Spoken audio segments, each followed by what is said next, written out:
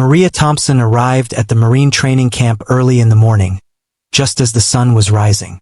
The air was cool, and the ground was still wet with dew. She walked quietly, carrying her cleaning supplies with her. To everyone around her, she looked like an ordinary janitor. Someone hired to keep the place clean while Marines trained, marched, and worked on their routines. But something about the way she moved made a few people wonder if there was more to her story. She didn't walk like a tired worker or someone who just needed a job. She walked with balance, confidence, and awareness, almost like she had spent her life moving through military spaces. Still, most Marines didn't notice anything.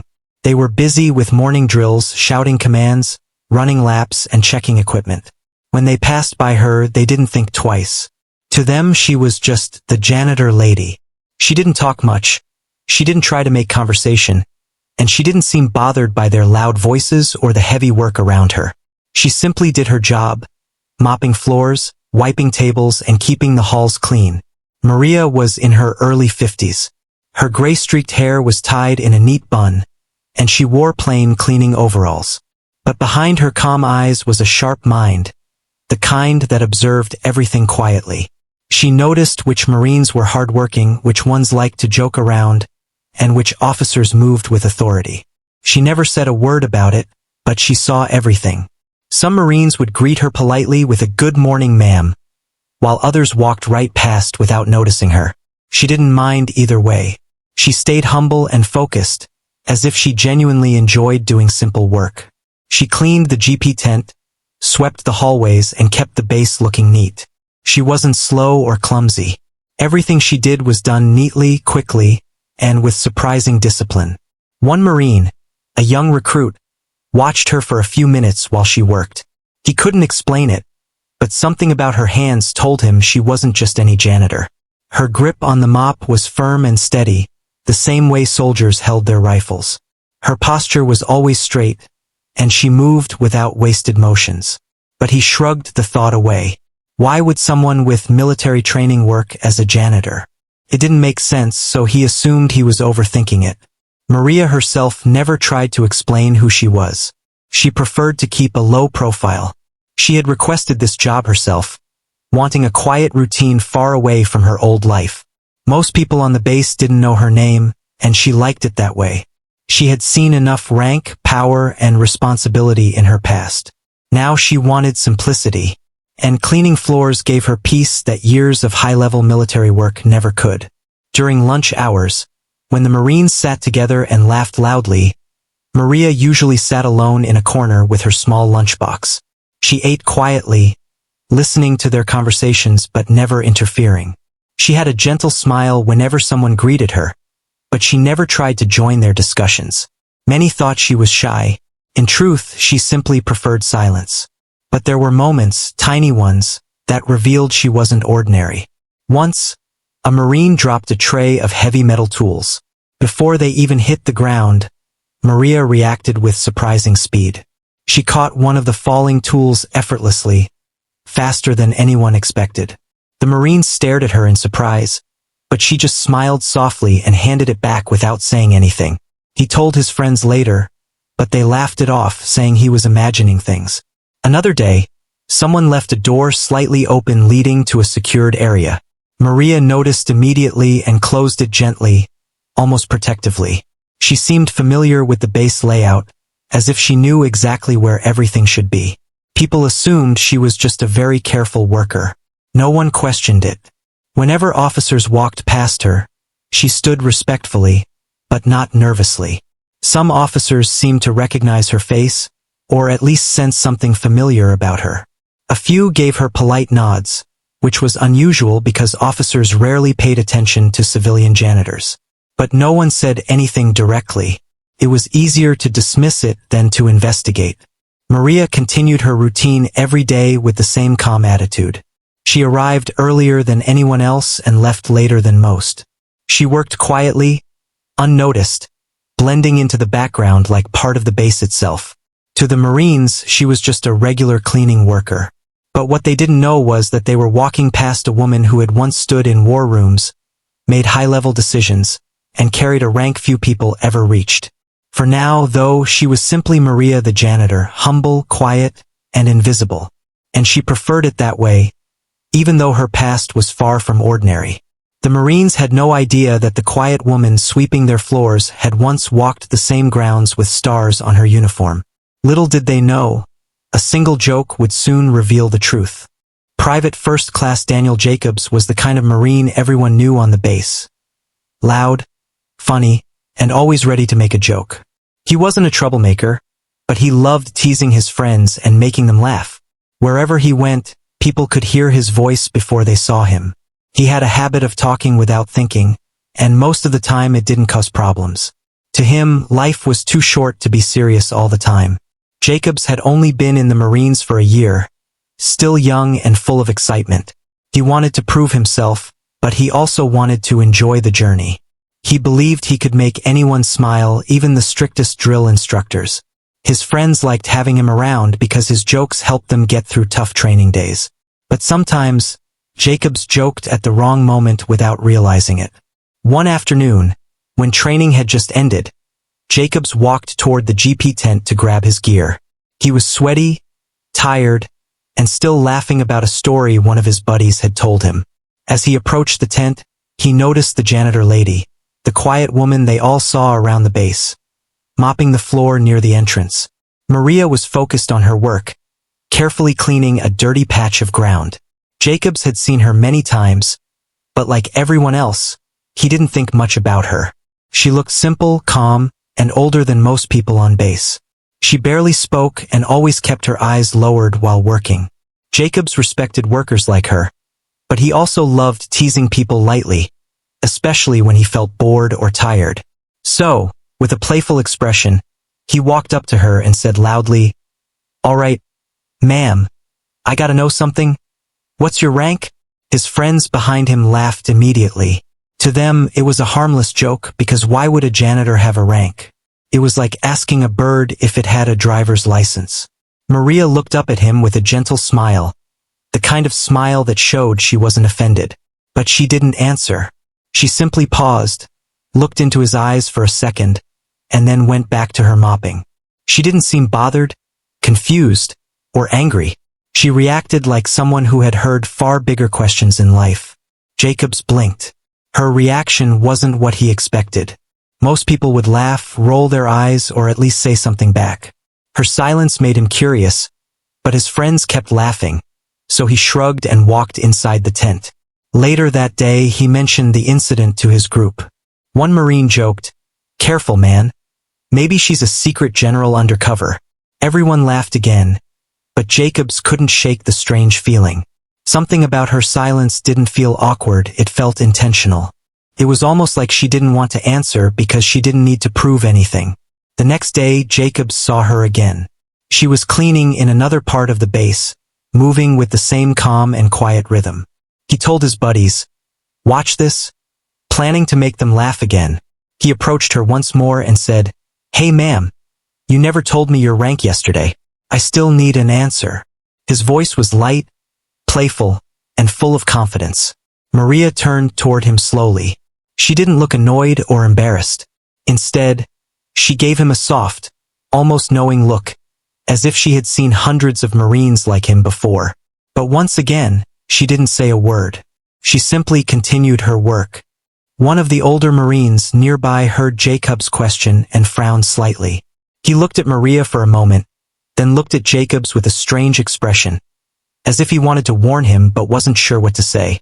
Jacobs noticed but ignored it. He assumed the older Marine was just being serious, as usual.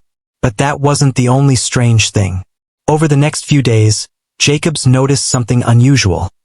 Whenever high-ranking officers passed by Maria, they didn't treat her like a normal janitor.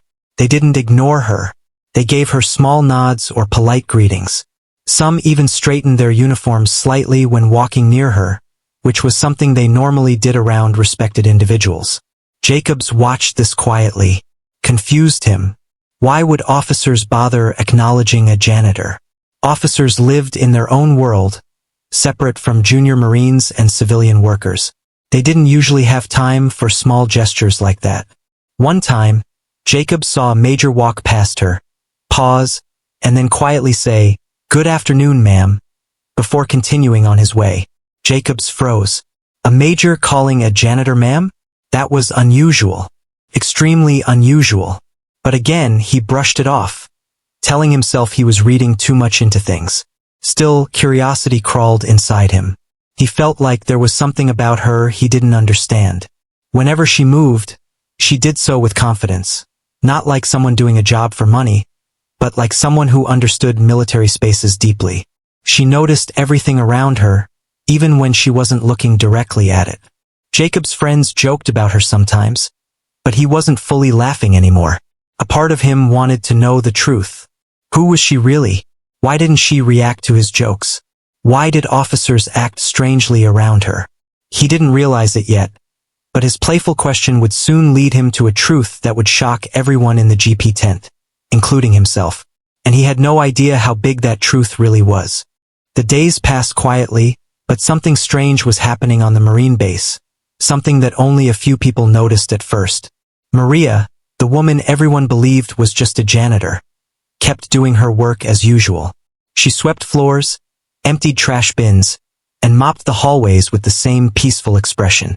But while the junior Marines barely paid attention to her, the higher-ranking officers clearly behaved differently whenever she was around. It began subtly. One morning, Maria was cleaning outside the operations tent when a lieutenant commander walked by.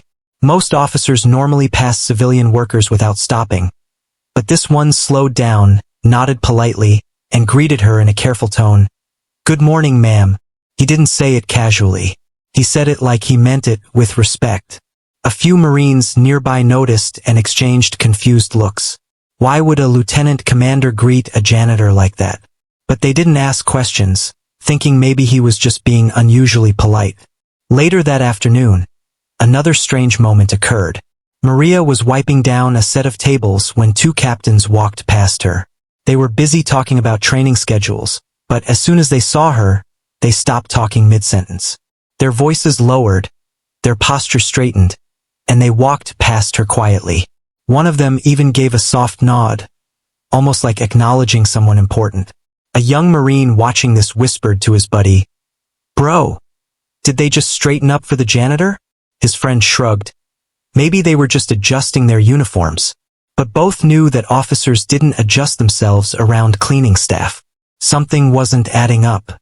Every day after that, more small signs began appearing. When Maria walked into the mess hall, a colonel who was sitting with his team suddenly stood up straighter. He glanced at her with a look that was hard to read. Not fear, not surprise, but something like recognition. He didn't speak to her, but his reaction wasn't normal at all. Another time, Maria was standing near the supply room waiting for someone to pass so she could mop the floor. A major came around the corner, saw her, paused, and did something no one expected. He stepped aside and let her pass first, saying, "Please go ahead." Marines nearby watched with their mouths open. A major giving way to a janitor? That made no sense. Word started spreading, not loudly, but quietly, in whispers. Why do the officers act weird around her? Did you see the salute-like nod the commander gave her? Who is she really? I don't think she's just a cleaning lady. Some Marines began paying more attention to her, watching how she moved and how she behaved. The more they observed, the more they realized she didn't act like a normal janitor. She was too alert, too aware, too precise.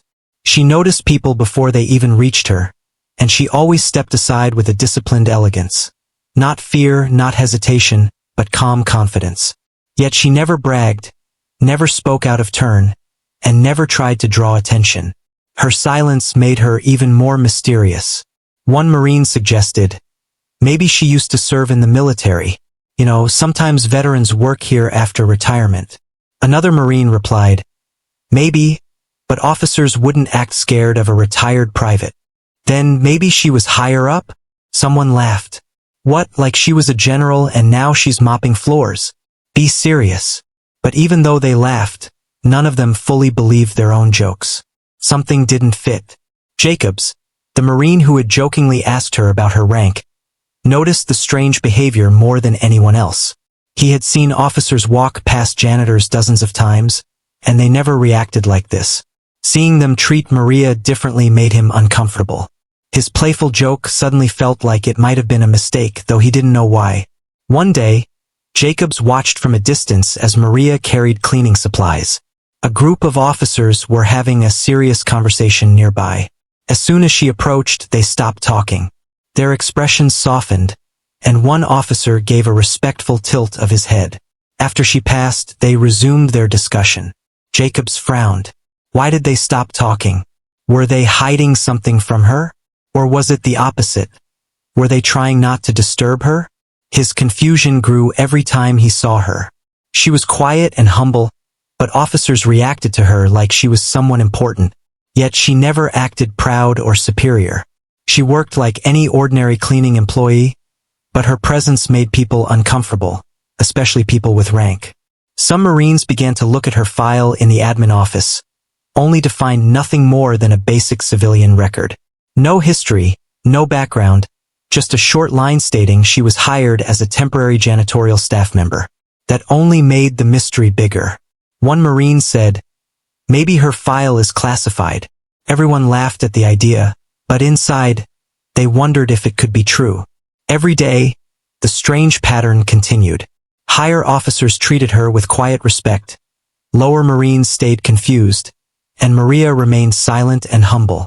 She moved through the camp like a ghost from another world.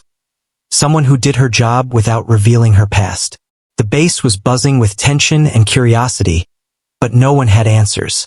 Not yet. And soon, all the confusion, rumors, and whispers would turn into a stunned silence when the truth finally came out. One simple moment, one accidental reveal would change everything, and it would start with Jacob's playful question catching the attention of the wrong people at the wrong time. Whispers started spreading across the Marine camp like smoke from a small fire. Slow at first, but growing bigger every day. No one knew exactly when it began, but suddenly Maria, the quiet janitor who hardly spoke, became the center of secret conversations. It wasn't loud gossip. It was the kind of talk Marines shared only when they were sure no officer was listening. The first rumor came from two Marines who had been near the secured communications area. They swore they saw Maria standing there, not cleaning, but talking to a colonel. The strange part wasn't the conversation. It was the way the colonel stood. His posture was stiff, respectful, almost nervous. He wasn't ordering her. He wasn't explaining anything to her. If anything, he looked like he was reporting something. One Marine whispered, "Why would a colonel talk to a janitor like that?" His friend shrugged, but his eyes showed he was just as confused. Maybe she's family to someone high-ranking? Then why is she working as a janitor? That question had no answer. Later that week, more odd sights were reported. A pair of Marines walked past the officers' quarters and noticed Maria entering the building. Not the outer hallway, but the intersection where important meetings happened. She wasn't carrying cleaning tools either. She walked in empty-handed, calm, and without hesitation. One Marine swore she even used a restricted access door, one that usually required a special code. "That door doesn't open for civilians," he whispered that night. "So how did she get in?" "Don't know." But both of them agreed on one thing. Something was happening behind the scenes. Another rumor came from the motor pool. A mechanic said he saw Maria examining a vehicle with a senior officer. The mechanic didn't hear what they were talking about, but the officer looked tense. When he noticed someone watching, he immediately ended the conversation and walked away quickly, leaving Maria standing there quietly. When the mechanic looked at her, she simply smiled and walked off as if nothing unusual had happened. The rumors grew stronger with each passing day.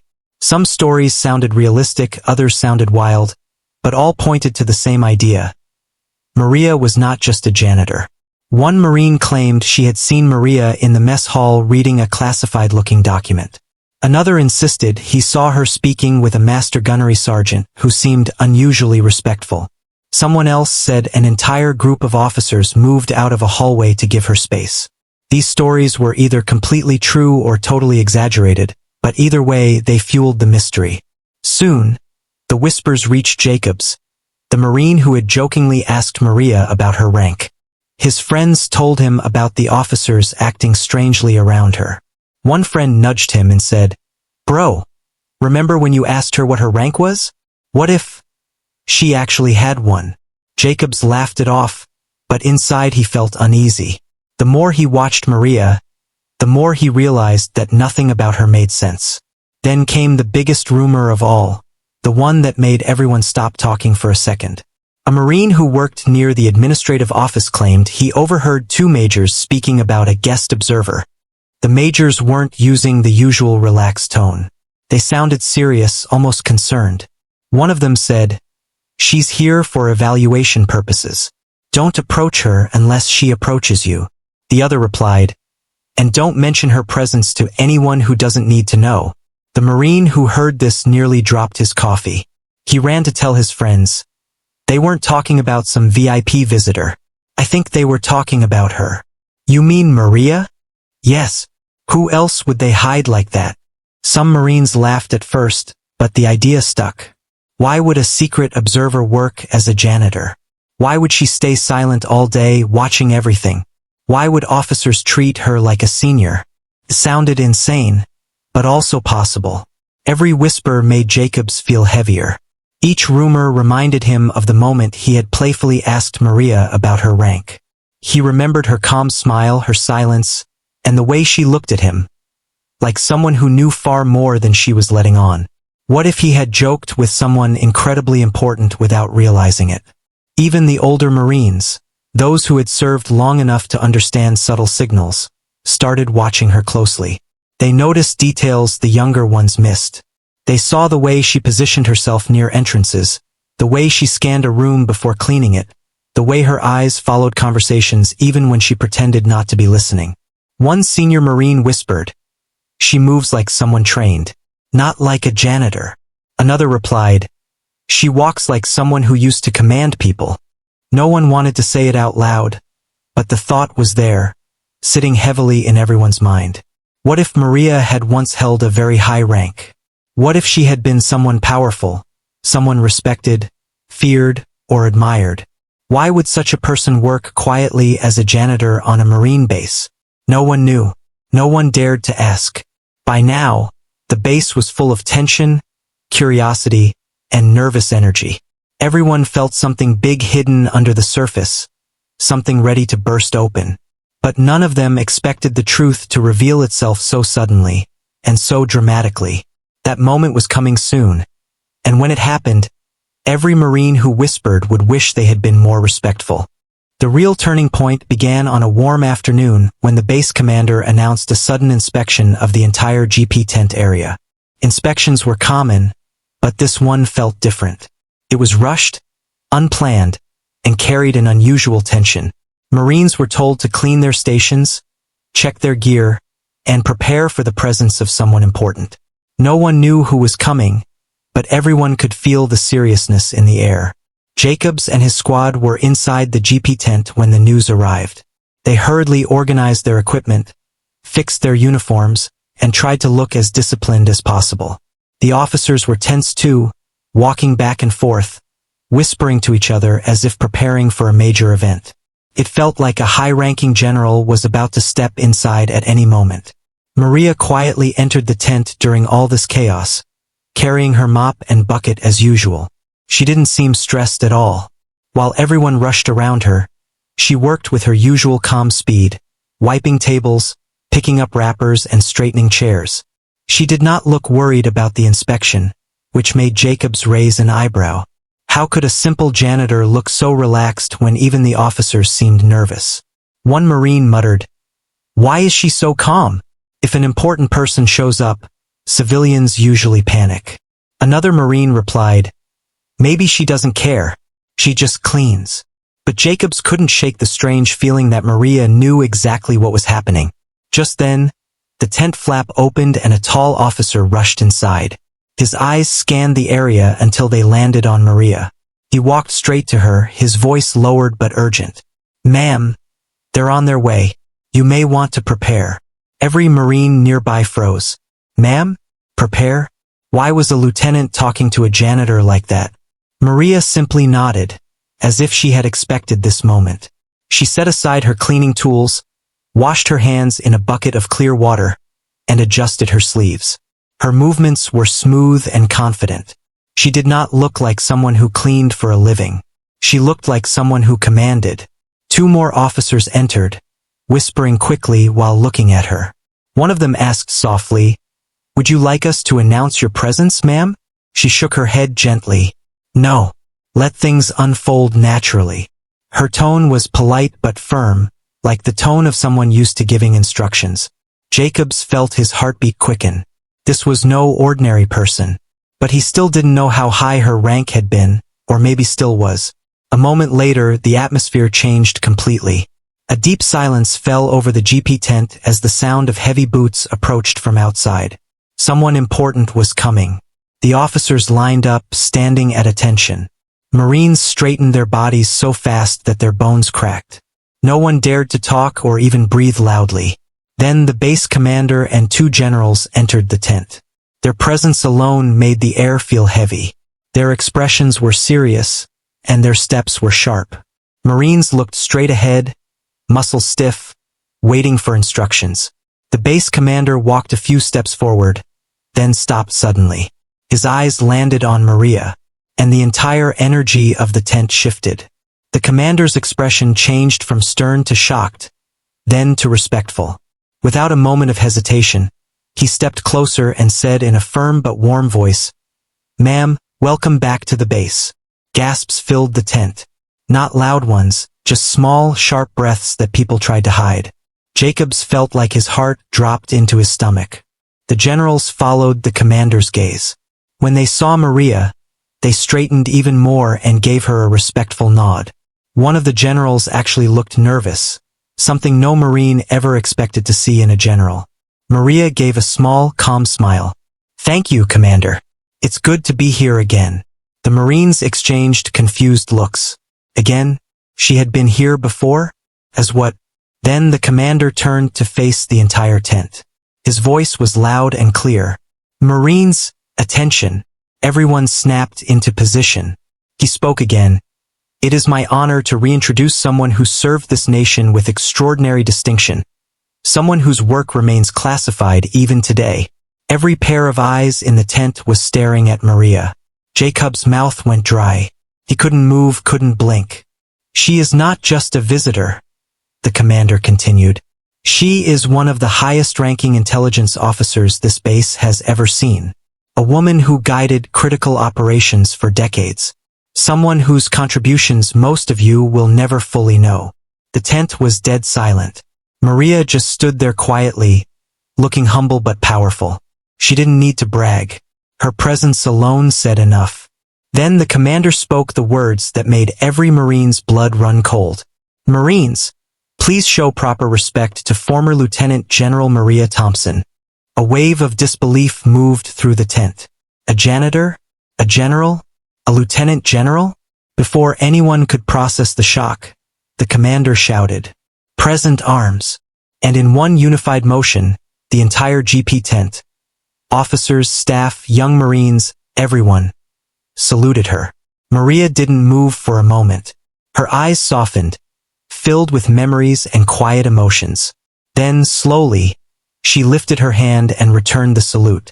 Jacob stood frozen, realizing with horror and embarrassment that he had once playfully asked a lieutenant general what her rank was, and she had stayed silent, because she didn't need to boast. The truth was already enough to shake the entire camp. Part 6 begins with a strange, tense silence hanging inside the GP tent. Everyone is trying to understand what they have just witnessed. Moments ago, the female janitor they had seen sweeping floors, carrying cleaning supplies, and working quietly in the background had been recognized by a high-ranking officer. And not just any officer, someone important enough that the entire tent reacted instantly. The Marine who had playfully asked her for her rank earlier now stood frozen. His face was pale, like the blood had drained out in a single second. He kept replaying his own words in his head, wishing he could take them back. He had meant no harm, of course. He thought she was just a civilian worker, maybe someone hired to clean the camp temporarily. He had joked with her, teased her lightly, even told her he might promote her if she swept faster. And now all those lines felt heavy, embarrassing, and impossible to forget. But the woman did not look angry. She had the same calm expression she always wore. Her eyes didn't show irritation or pride. They only showed patience, an unusual kind of patience that comes from someone who has seen a lot in life. As the Marine tried to speak, his voice cracked. He wanted to apologize, but the words were stuck. The woman simply looked at him softly and said, "It's all right, son. You didn't know." Her voice was gentle, but it carried strength. Not loud, but powerful. It felt like the kind of voice that people listen to without being told. The rest of the Marines in the tent exchanged confused glances. Some looked shocked. Others looked curious. A few were whispering, trying to guess who she really was. Rumors spread fast in a base, especially when something unexpected happened. And this moment was beyond unexpected. One Marine whispered that she might be a retired officer. Another said she might be someone who had earned a special award. Someone else whispered that she might have been part of a classified mission. Those missions from which names never appear in official reports but are passed down as legends. No one knew the truth, and the mystery only grew. The senior officer who saluted her earlier finally stepped forward. His posture was straight, almost nervous. He cleared his throat and addressed the tent. "Marines," he said, "you stand in the presence of someone who has served this country far longer than many of us have been alive." Everyone stood a little straighter. Even the sound of breathing quieted. He continued, "You only see her uniform today, but years ago she wore a different one. One that carried weight. One she earned the hard way." He paused, looked at her respectfully, then added, "She commanded people like me." The tent filled with gasps. Some Marines' eyes widened. Others felt goosebumps rise across their arms. A janitor had commanded him? That meant she had been someone extremely high-ranking. The junior Marine who had joked with her looked like he might faint. He felt something tight in his chest.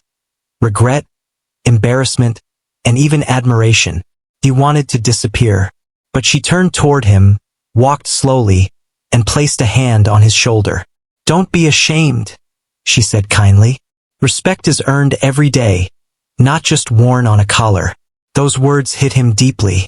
He looked up into her eyes and saw no judgment, only wisdom. Everyone watched them quietly. It felt like a lesson they were not expecting but needed to hear. Sometimes people judge too quickly. Sometimes they assume someone's value by the clothes they wear, the job they do, or the image they present. But this woman was living proof that true greatness hides in simple appearances. Then the officer spoke again, addressing the woman with warmth. "Ma'am, with your permission, I'd like to share who you are." She nodded slightly, though her expression remained humble. She was not someone who enjoyed attention, that much was easy to see. But she allowed it because she understood the impact it would have on these young Marines. The officer then turned to the group and said, "This woman served as a lieutenant colonel in the Marine Corps. She was part of missions most of you have only heard rumors about. She trained units that later became special operations teams. She led people through some of the hardest days our country has faced." The shock spread like electricity through the tent. A few jaws literally dropped. A lieutenant colonel? A war veteran? Someone who had led elite units? And she was quietly working as a janitor? One Marine finally whispered what everyone else was thinking. Why would someone like her be here doing this? It was not disrespect. It was pure confusion. The woman smiled softly. "Because serving doesn't end when the rank goes away," she said. "Sometimes the uniform changes, but the heart stays the same." Her words floated through the tent like something sacred. No noise, no movement, just deep respect. Her story wasn't finished yet. In fact, the biggest revelation was still coming. But for now, the Marines in the GP tent stood taller, their eyes filled with a new kind of respect. Not forced, not ordered, but earned from truth. They had been taught a lesson that would stay with them for the rest of their lives. And the humble woman who once swept the floors of the base had just swept the dust off their hearts too. Part 7 begins with a sudden silence inside the GP tent. The kind that feels heavy but meaningful. The Marines had just learned that the quiet woman they thought was only a janitor was actually a retired lieutenant colonel who had lived through missions tougher and darker than any training manual described. Everyone stood frozen, staring at her with a mix of shock, regret, and deep respect. But now they wanted to know more. Not because of curiosity alone, but because they felt they were standing before someone whose story carried real weight. Someone who could teach them more in 1 hour than weeks of lectures could. The Marine who had joked with her earlier still looked embarrassed. His hands were tight, his eyes staring at the ground. He felt like he had disrespected someone who deserved the highest honor. But again, she touched his shoulder gently, and the simple gesture told him he was forgiven. It didn't matter that he had made a mistake. What mattered was that he was ready to learn from it, and that softened him a little inside. The officer who had recognized her stood beside her now, almost like a student standing next to a teacher. He looked around at the younger Marines and said, "You all see her now and you know her rank, but what you don't know is why she is here." The tent became silent once more. Every Marine leaned in slightly, waiting. The woman finally spoke for herself. Her voice was steady, not loud, but filled with strength. "I retired many years ago," she began. "After my last mission, after the losses we faced, I stepped away from command." Her eyes softened, as if a difficult memory had passed through her mind. One she didn't need to describe for everyone to understand that she had lived through something painful. "I tried living a quiet life," she continued, "far away from bases, far away from the noise of commands, far away from the uniforms that reminded me of everything I had lost and everything I had survived." One of the Marines whispered, "Then why did you come back?" She smiled lightly. "Because service doesn't leave a person. It becomes a part of who you are." She explained that she had volunteered for simple work on base. Not for money, not for recognition, but for peace. Sweeping floors, cleaning tables, mopping halls. It gave her a routine, something steady, something predictable. After a life of missions, battles, and unpredictable dangers, something simple felt like healing. But she also came back because she missed the Marines. Their energy, their humor, their spirit, their brotherhood. "Even when you joked," she said, looking at the young Marine who had teased her earlier. "It reminded me of the same light-hearted moments I had with my own team." The Marine lowered his eyes again, but this time with a shy smile. Somehow her words made him feel included, not ashamed. Then she continued, "The truth is, I didn't want anyone to know who I was. I didn't want salutes. I didn't want attention. I only wanted to serve again in my own quiet way." The officer beside her nodded. "She trained many leaders in this corps," he said proudly, "including me. If not for her, I wouldn't be standing here today." That revelation spread around the tent like wildfire. The Marines looked at the woman with even more respect now. She had shaped the very people who now commanded them. She had influenced generations without asking for a single thank you. The woman then turned serious. "But there is something you all need to understand," she said. "Respect is not just for rank. Respect should be given to every person, no matter what job they do." Her words hit hard. Some of the Marines felt guilty remembering times they had laughed at civilian workers or complained about support staff. The lesson was uncomfortable but true. She continued, "I swept these floors because I wanted to, not because I couldn't do anything else. The uniform may change. The job may change. But who you are, that stays." The tent was completely silent now. Even the wind outside seemed softer. Then something unexpected happened. The same Marine who had teased her stepped forward. His voice trembled slightly as he said, "Ma'am, I want to apologize. Not because you were a lieutenant colonel, but because I should have respected you even if you were just a janitor." She smiled again, this time warmly. "That," she said softly, "is what makes you a real Marine." Her words felt like sunlight breaking through clouds. The young Marine stood straighter, his shoulders relaxed, and the shame he carried seemed to lift from him. The officer looked around the tent and said, "From today forward, you all will remember this lesson. Never judge someone by what they wear. Judge them by their character." Every Marine nodded. The message was clear and unforgettable. Then, in a moment none of them expected, the woman looked around at the tent full of young faces and said, "If you want to know why I stopped wearing the uniform, I'll tell you." Everyone held their breath. They could feel that what she was about to share would be something important, something painful, something that changed her life forever. Part 7 ends at the very edge of that revelation, with the entire GP tent waiting for the truth behind her past. A truth that would explain everything. Part 8 begins with the entire GP tent standing still, waiting for the woman's next words. The air felt heavy, almost emotional. The woman, once a lieutenant colonel, now a simple janitor, looked around slowly, her eyes landing on the young Marines who had unknowingly judged her earlier. She knew they were ready to hear the truth. Maybe for the first time in years, she felt ready to speak it. She took a deep breath before starting. "I left the uniform," she said quietly, "because of someone I lost." The tent grew even more silent. You could almost hear the soft echo of her words bouncing off the canvas walls. She continued slowly, choosing her words carefully. "On my last mission, I led a team of 12. We were sent into a hostile zone. Everything was planned perfectly. But war doesn't always follow plans." Her eyes drifted downward for a moment, as if remembering faces she had not seen in many years. "Halfway through the mission, we were ambushed. One of my youngest Marines, a boy only 20, saved my life. He pushed me out of the line of fire, but—" Her voice broke slightly, but she continued. "He didn't make it." Some Marines in the tent swallowed hard. Others blinked rapidly, trying to hold back their emotions. Even the tough ones couldn't hide how deeply her words hit them. She went on. "I carried the guilt for years. I felt that I had failed him, that I hadn't protected him enough. I left the Corps because I didn't feel worthy to lead anymore."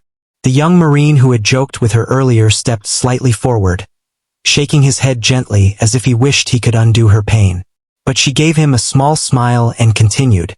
"I tried living a normal life after that, but no matter where I went, I felt disconnected.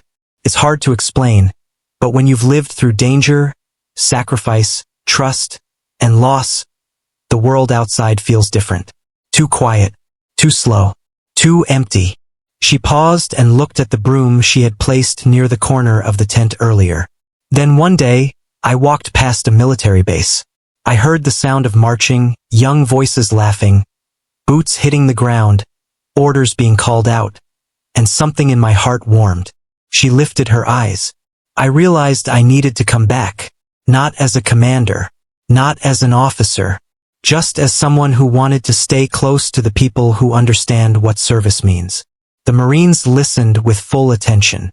Not one person blinked. Not one person shifted their feet. They were hearing a story deeper than anything from their training textbooks. This was real. This was human. "I chose to work as a janitor," she said, "because it let me stay close without being noticed. I didn't want anyone to salute me. I didn't want anyone to call me ma'am. I only wanted to feel useful again, even if it was something simple."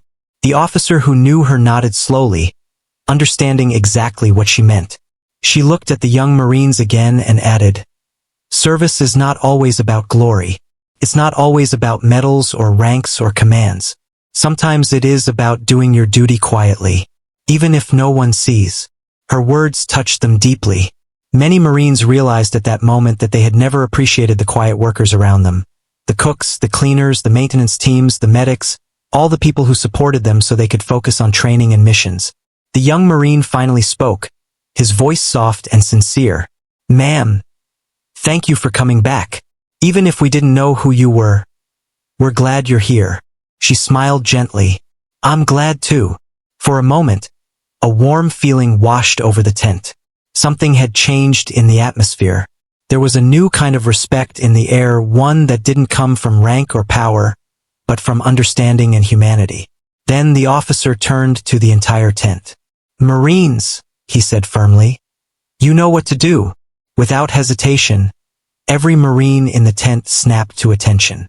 Their boots slammed into the floor at the same time.